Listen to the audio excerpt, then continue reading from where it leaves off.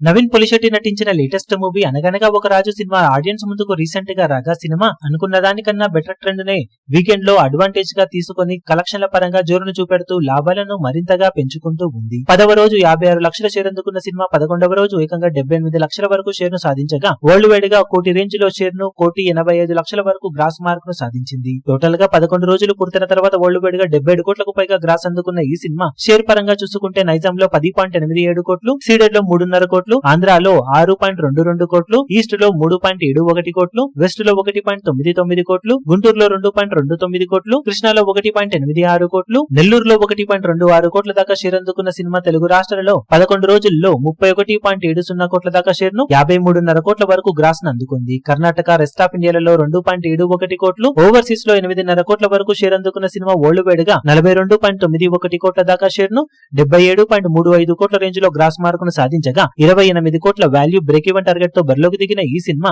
ఇప్పటి వరకు సాధించిన కలెక్షన్లతో 15 కోట్ల లోపు ప్రాఫిట్ అందుకుని బ్లాక్ బాస్టర్ హిట్ గా దూసుకుపోతూ ఉంది. ఇక మిగిలిన రన్ లో బాక్సాఫీస్ దగ్గర సినిమా మరింతగా లాభాలను పెంచుకుని జోరు చూపించే అవకాశం ఎంతైనా ఉందని చెప్పాలి. ఇప్పుడు ఈ వీడియో మీకు నచ్చినట్లయితే లైక్ చేయండి, షేర్ చేయండి, ఛానల్ ను సబ్స్క్రైబ్ చేయడం మాత్రం మరవకండి. ఏ చిన్న అప్డేట్ ను మిస్ అవ్వకూడదు అనుకుంటే బెల్ ఐకాన్ ను ప్రెస్ చేయండి.